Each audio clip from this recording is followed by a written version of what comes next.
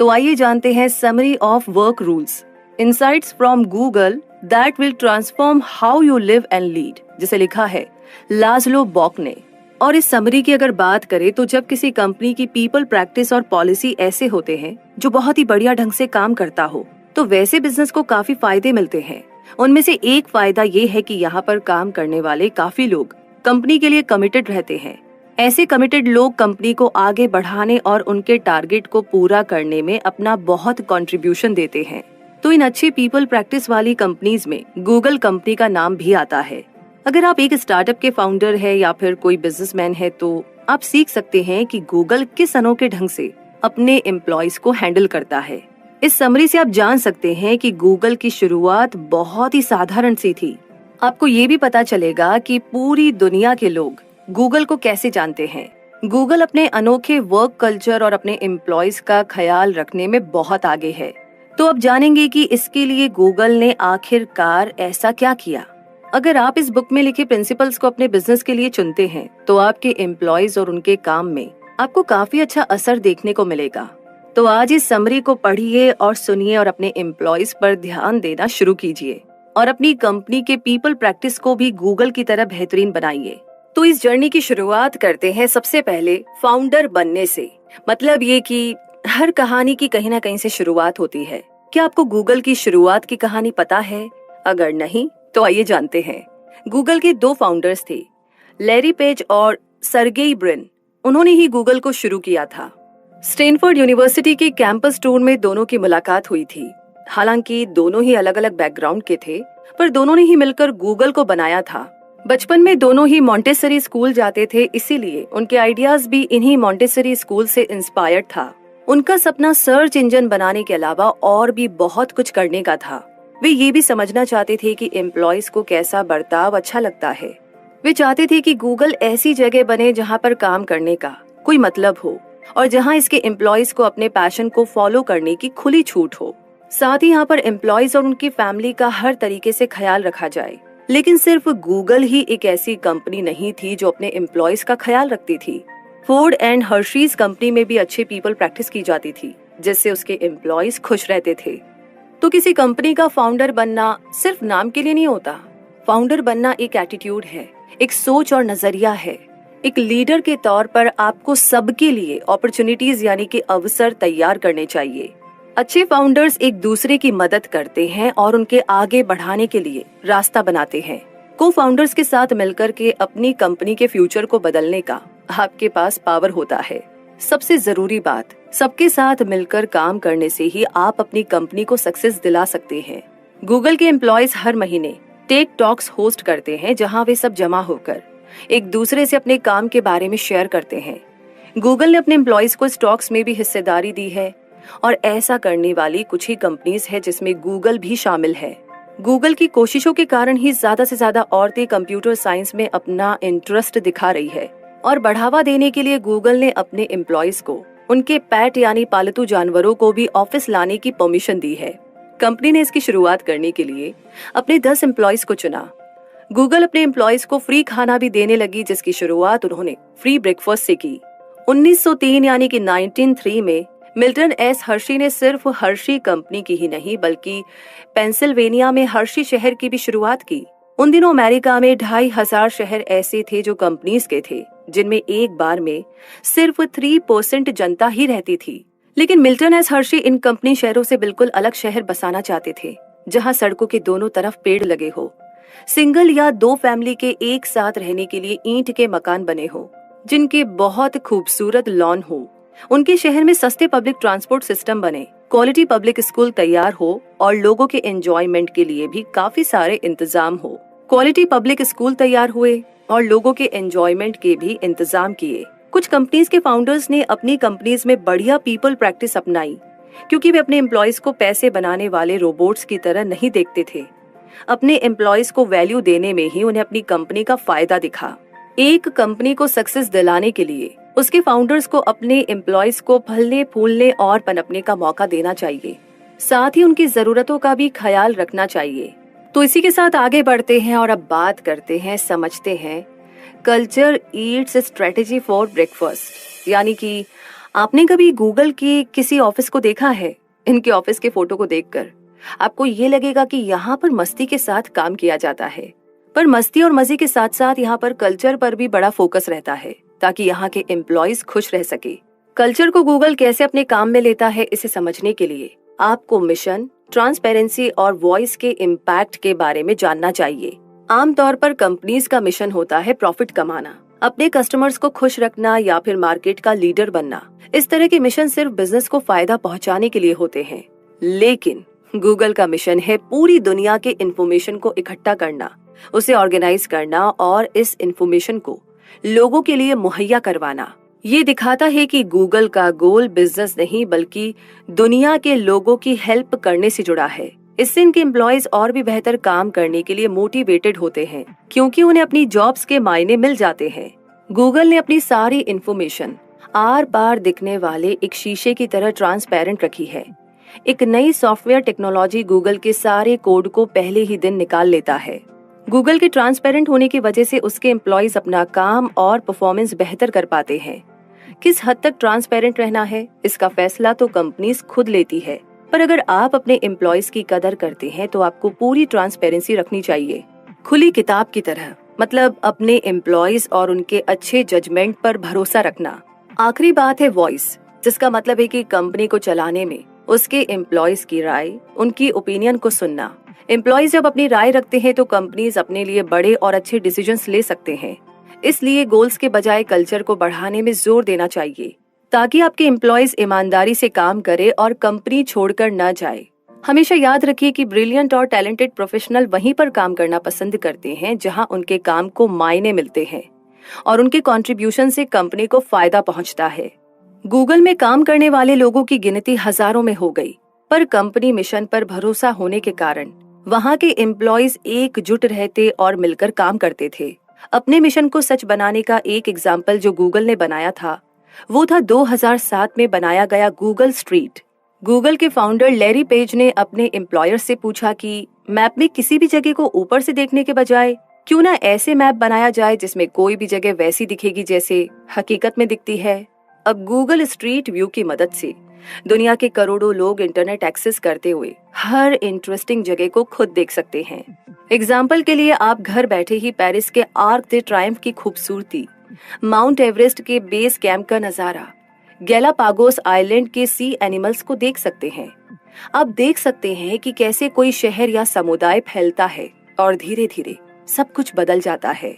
Google street view की मदद से गवर्नमेंट ये तय करती है कि कौन सी जगह किसी काम के लिए सेफ है और उनको अपने रिसोर्सेज को कहां-कहां लगाना चाहिए। गूगल के इस प्रोजेक्ट ने काफी लोगों की मदद की है। इसके अलावा गूगल स्ट्रीट की वजह से गूगल के एम्प्लॉयज भी अपनी कंपनी के साथ और भी ज्यादा इन्वॉल्व हो गए। कैसे? इस कदम ने गूगलर्स को बढ़िया काम करने की प्रेरणा दी और काम के साथ दूसरों की हेल्प करने का भी मौका दिया। तो अब हम अपनी जर्नी में थोड़ा और आगे बढ़ते हैं और बात करते हैं उस जगह के बारे में जिसका नाम है लेक वोबेगॉन। वो ख्याली जगह जहाँ पर सब नए काम करने वाले एवरेज से बढ़कर थे। अच्छा, एक बात बताइए, आप ये कैसे पक्का करेंगे कि आपके एम्प्लॉयज अपना काम सही ढंग से कर रहे हैं? क्या आप किसी भी जॉब के लिए सबसे बेहतर कैंडिडेट को हायर करते हैं या आप एवरेज लोगों को हायर करके उन्हें बेस्ट बनाने की ट्रेनिंग देते हैं? आपको अपनी कंपनी की हायरिंग और ट्रेनिंग प्रोसेस को रिव्यू करना चाहिए। इसके 3 कारण हैं। पहला है, अपने एम्प्लॉयज को एक अच्छी ट्रेनिंग देने में कुछ ही कंपनी सक्सेसफुल होती है। दूसरा, अगर कोई कंपनी की रिक्रूटिंग प्रोसेस अच्छी है तो शायद उनका प्रोसेस अलग और स्पेशल है जिसकी वजह से वे बेस्ट में भी बेस्ट चुन पाते हैं। तीसरा है, नए कैंडिडेट्स को इंटरव्यू करने वाले लोग आमतौर पर इंटरव्यू लेने में अच्छे नहीं होते, तो कंपनीज के कुछ रिप्रेजेंटेटिव तो बायस्ड भी होते हैं। सिर्फ ट्रेनिंग देना ही एक एम्प्लॉय को बेहतर नहीं बना सकती क्योंकि एक असरदार ट्रेनिंग प्रोग्राम बनाना नामुमकिन है। कुछ एक्सपर्ट्स का मानना है कि 90% बार कोई भी ट्रेनिंग एक एम्प्लॉय को लंबे समय के लिए बेहतर नहीं बना सकती। इसलिए क्वालिटी परफॉर्मेंस पाने के लिए कंपनीज जो ट्रेनिंग देते हैं वो पैसों की बर्बादी ही है। एक बात जिस पर ज्यादा जोर नहीं देते हैं वो है रिक्रूटमेंट को इम्पोर्टेंट मानना। कंपनीज को खास टैलेंट वाले लोगों को हायर करने में ज्यादा पैसे लगाने चाहिए, लेकिन ये याद रखना चाहिए कि आपको बेहतरीन एम्प्लॉयज हायर करने में टाइम लगेगा। एक और तरीका है जिससे आप अच्छे लोग हायर कर सकते हैं। जब भी आप किसी ऐसे शख्स से मिले जो आपसे किसी न किसी मामले में बेहतर हो, उसे हायर कर लीजिए। इसके अलावा आपके मैनेजर्स भी ऐसे हो जो उन लोगों को आगे आने का मौका दे जो उनसे बेहतर हो। मैनेजर्स को हमेशा अनबायस्ड रहना चाहिए। कंपनी में कौन हायर होंगे ये फैसले सिर्फ इन मैनेजर्स के नहीं होने चाहिए। अब एक एग्जाम्पल देखते हैं जहां पर आप ऐसे शख्स को हायर कर सकते हैं जो आपसे बेहतर है। लाज़लो बॉक इस बुक के ऑथर है और गूगल के पीपल ऑपरेशंस के सीनियर वाइस प्रेसिडेंट भी है। जब भी हायरिंग की जाती है वे ऐसे कैंडिडेट को हायर करते हैं जो उनसे किसी न किसी मामले में बेहतर है। गूगल के diversity and youth education programs के लीडर हैं नैन्सी ली। मिस्टर बॉक ने नैन्सी ली को हायर इसीलिए किया क्योंकि नैन्सी बहुत साफ और क्लियर नजरिया रखती थी और वो निडर भी थी। ये बातें बॉक को अच्छी लगी थी। केरन में पीपल डेवलपमेंट की वाइस प्रेसिडेंट थी और बॉक ने इन्हें इसीलिए हायर किया था क्योंकि उनका इमोशनल इंटेलिजेंस बॉक से ज्यादा था और वो एक समझदार काउंसलर थी। इस कंपनी के employee Sunil Chandra staffing and people services के वाइस प्रेसिडेंट है और इन्हें हायर इसीलिए किया गया क्योंकि बॉक को लगा कि सुनील उनसे ज्यादा डिसिप्लिन और गहरी सोच वाले शख्स थे। सुनील किसी भी प्रोसेस को यूजर्स के लिए सस्ती, अच्छी और फास्ट बना देते थे। लाज़लो ये भी नोट करते थे कि नैन्सी, केरन, सुनील और दूसरे टीम मेंबर से वे रोज क्या सीख सकते हैं।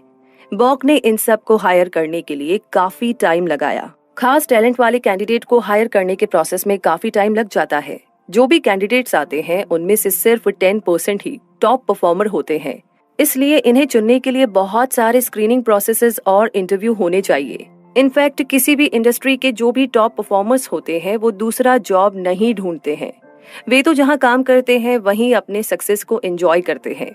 कोई भी एक्सेप्शनल और खास टैलेंट को हायर करने में टाइम लग जाता है, पर उन जैसों के लिए वेट करना तो बनता है। और इसी के साथ आगे अगले चैप्टर की लाइन आपसे कहती है कि अपने अंदाजे पर भरोसा मत कीजिए। Don't trust your gut. क्या आप इस दावे पर यकीन रखते हैं कि एक इंटरव्यू के शुरू के 10 सेकंड्स में ही पता चल जाता है कि कैंडिडेट को हायर किया जाएगा या नहीं? अगर एक इंटरव्यू लेने वाला आपको शुरू में ही पसंद कर लेता है तो उसे आपकी और भी कई सारी बातें पसंद आ जाती है। उसी तरह अगर इंटरव्यू लेने वाला आपको पसंद नहीं करता है तो वो आपको रिजेक्ट करने के लिए बहाने ढूंढेगा। एक कैंडिडेट को सही तरीके से जांचने के बजाय ज्यादातर इंटरव्यू लेने वाले शुरू में ही अपना एक तरफा मन बना लेते हैं, जिसे कॉन्फर्मेशन बायस कहते हैं। हर किसी की अपनी खुद की सोच और धारणा होती है। जब एक इंटरव्यूअर इन्हीं सोच के आधार पर कैंडिडेट पर अपनी राय बना लेता है बिना उसे पूरा मौका दिए, यही कॉन्फर्मेशन बायस है। हालांकि काफी सारे तरीके हैं जिससे एक इंटरव्यू लेने वाले और एक कंपनी ओनर्स के कॉन्फर्मेशन बायस से बचा जा सकता है। पहला तो है कि कैंडिडेट की क्वालिटी के स्टैंडर्ड को बढ़ाइए। एक कैंडिडेट में आप क्या क्वालिटीज ढूंढ रहे हैं उसके बारे में अपनी सोच क्लियर रखें। हायर करने की स्पीड को बढ़ाने के लिए कैंडिडेट की क्वालिटी पर कोई भी समझौता ना करे। दूसरा है करियर साइट्स और प्रोफेशनल लिंक के द्वारा खुद ही कैंडिडेट्स ढूंढे। तीसरा है बिना कोई पक्ष लिए, बिना किसी के साइड लिए कैंडिडेट्स को आप टेस्ट कीजिए। कैंडिडेट्स को असेस और टेस्ट करने के बहुत सारे टेक्निक्स हैं।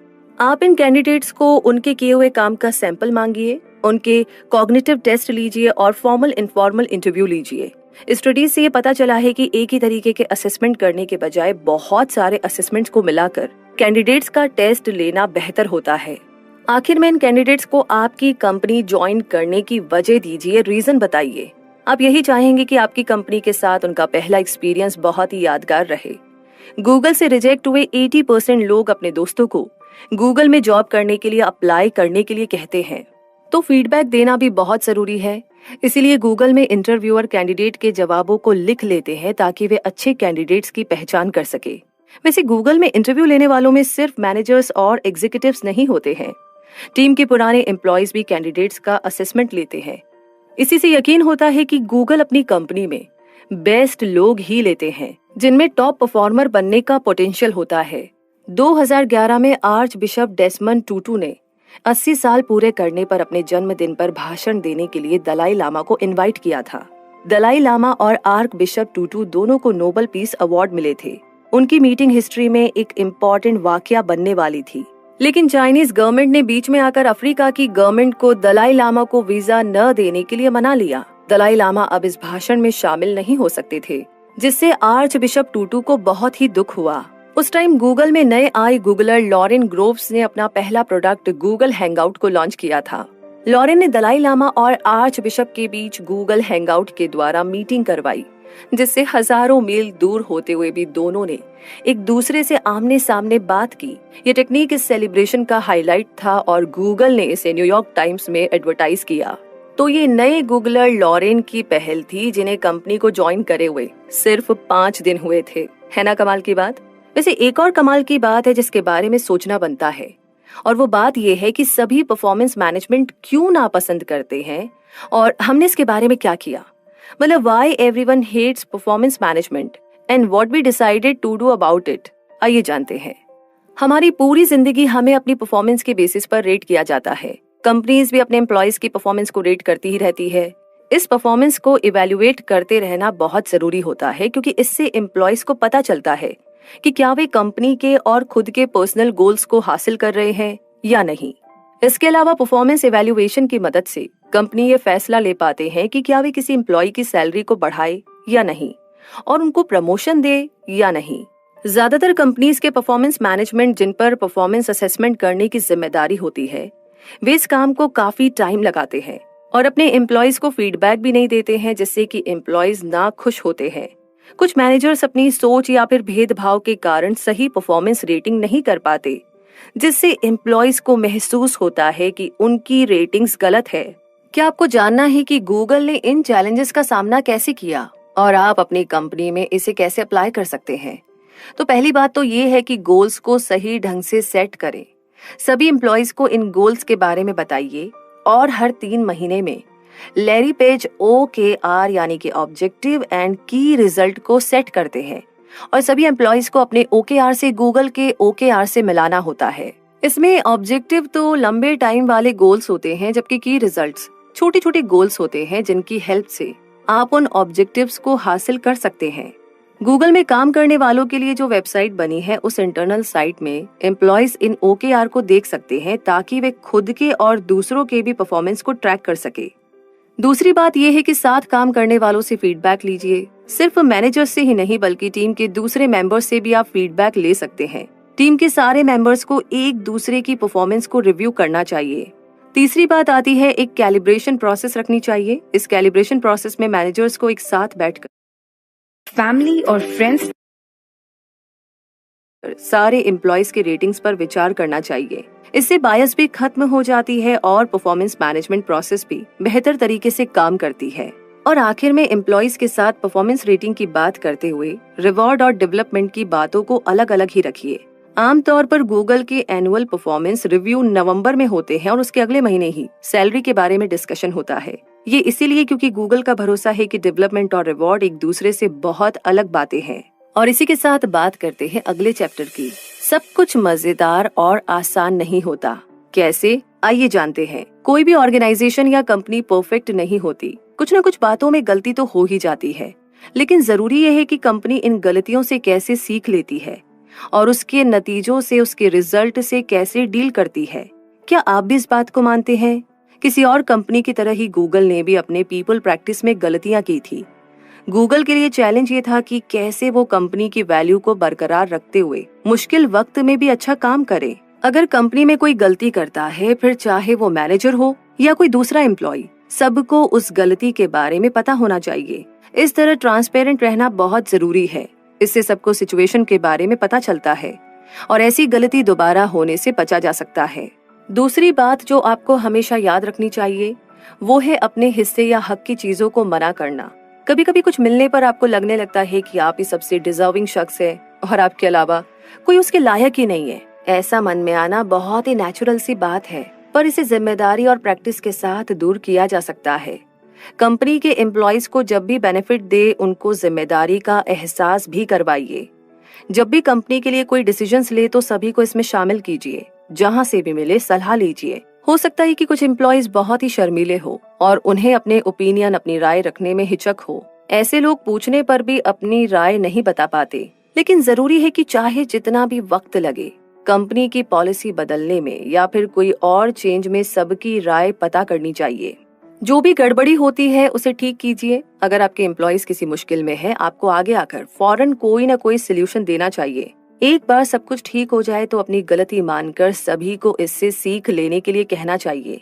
2008 में गूगल के एक शेफ ने लंच में एक स्वीट डिश ऑफर किया जिसका नाम रखा गया था free Tibet goji chocolate cream pie with macadamia coconut date crust. इस मेनू के आने के बाद एक गूगलर ने मैनेजमेंट को ईमेल लिखा कि अगर इस डिश के बारे में नहीं एक्सप्लेन किया जाएगा तो वो इसके विरोध में, इसके प्रोटेस्ट में कंपनी छोड़ देगा। उस दिन शेफ ने स्वीट डिश में जो गोजी बेरीज डाले थे वो तिब्बत से आए थे और चूंकि गूगल में सारे डिश फ्री में दिए जाते थे इसीलिए शेफ ने इसे फ्री तिब्बत का नाम दिया था। इस नाम से काफी गूगलर्स के बीच में पॉलिटिकल बहस हुई थी जो तिब्बत का चाइना से फ्री होने को लेकर के था। दुख की बात ये थी कि इस वजह से उस शेफ को उसके मैनेजर ने 3 दिनों के लिए सस्पेंड कर दिया था। इस वाकये के बाद लाज़लो का गूगल में फ्रीडम ऑफ स्पीच यानी बोलने की आजादी की जरूरत महसूस हुई। उन्होंने सोचा कि अगर गूगलर्स को इतनी छोटी छोटी बातों पर सजा मिलती रहे तो वे कैसे अपनी कंपनी और उसके मिशन पर भरोसा कर सकते हैं। बॉक ने उस शेफ को वापस काम पर बुलाया जिससे काफी सारे गूगलर्स ने बॉक और मैनेजमेंट का शुक्रिया अदा किया। फ्रीडम ऑफ स्पीच के लिए ये बहुत जरूरी स्टेप था। वैसे किसी बात पर डिबेट करना कोई जुर्म तो था ही नहीं। और इसी के साथ अब हम बात करेंगे कंक्लूजन की। मुद्दा मामला ये है कि इस समरी में आपने सीखा कि पीपल प्रैक्टिस क्यों इतना जरूरी है और इसका एम्प्लॉयज को खुश रखने में क्या कॉन्ट्रीब्यूशन है। आपने ये सब गूगल कंपनी के एग्जाम्पल से सीखा। आपने जाना कि किसी कंपनी के फाउंडर होने के नाते लोगों को पनपने और आगे बढ़कर अपॉर्चुनिटीज देने की जरूरत होती है। आपने ये भी जाना कि किसी कंपनी में कल्चर रखने के क्या फायदे होते हैं। कंपनी का मिशन सिर्फ प्रॉफिट कमाना या कस्टमर्स को बेस्ट सर्विस देना नहीं है। इनकी कुछ मोरल रिस्पॉन्सिबिलिटीज यानी नैतिक जिम्मेदारी भी होती है जिससे यहाँ काम करने वालों को अपने काम के साथ ये भी एहसास होता है कि वे समाज के लिए कुछ अच्छा कर रहे हैं। ऐसा करने पर एम्प्लॉयज को अपना काम बोझ जैसा नहीं लगेगा। आपने ये भी जाना कि ट्रेनिंग के बजाय आपको रिक्रूटमेंट में पैसे लगाने चाहिए। खास टैलेंट वाले लोगों को हायर करने में टाइम लगता है पर जितना भी टाइम लगे इंतजार करना फायदेमंद है। लोगों को आपकी कंपनी को ज्वाइन करने के कारण दीजिए। इसके अलावा आपने सीखा कि एम्प्लॉयज की परफॉर्मेंस को रेट करने के लिए सिर्फ मैनेजर की ही नहीं बल्कि साथ में काम करने वालों की भी राय लेनी चाहिए। अप्रेजल या सैलरी बढ़ाने के मामले में सही फैसला लेने के लिए टीम के सभी लोगों को शामिल करना चाहिए। आखिर में आपने ये जाना कि पीपल मैनेजमेंट में गलती हो जाने पर कैसे सबके सामने अपनी गलती को मानकर उसे सुधारना चाहिए। ऐसा करने पर कंपनी के बाकी लोग भी इस गलती से सीखेंगे और इसे कभी नहीं दोहराएंगे। सबका लीडर बनना एक बड़ी जिम्मेदारी है। क्या आप भी लीडर बनकर इस चैलेंज का सामना करने को तैयार है? ये बात सही है कि किसी कंपनी के सारे लोगों को मैनेज करना आसान नहीं होता। आपके आगे बहुत सारी मुश्किलें आएंगी, खासकर तब जब आप अलग अलग माइंड सेट के लोग, उनकी अलग पर्सनैलिटीज और अलग अलग बैकग्राउंड को हैंडल करेंगे। लेकिन आपको हमेशा ये याद रखना है कि आप भी एक लीडर हैं और बिना कारण लीडर नहीं बने हैं। तो लीडर बनना सिर्फ पावर और अधिकार की बात नहीं है। इसके साथ आपको दूसरों को आगे आने का मौका देना चाहिए और उनको उनकी मंजिल तक पहुंचने में भी मदद करनी चाहिए। हमेशा याद रखें कि किसी भी ऑर्गेनाइजेशन में उसके एम्प्लॉयज एक बहुत जरूरी हिस्सा होते हैं। इसीलिए अपनी सक्सेस के रास्ते में इनको साथ ही लेकर चलें। और यूं ही साथ चलते चलते आपने और मैंने मिलकर के एक और समरी को कंप्लीट किया है। कांग्रेचुलेशंस। तो ये समरी तो यही कंप्लीट होती है।